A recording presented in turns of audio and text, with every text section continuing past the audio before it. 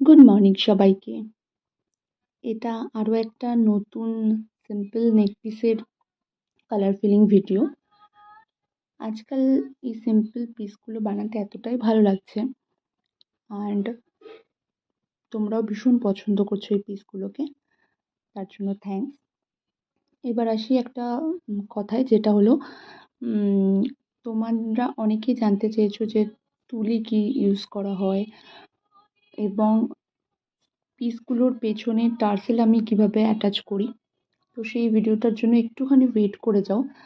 সময়ের অভাবে ভিডিওগুলো বানাতে একটু সময় লাগছে।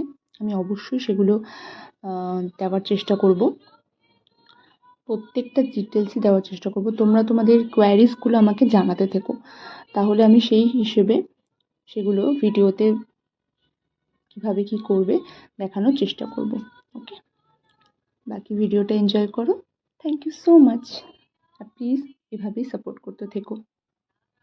Thank you.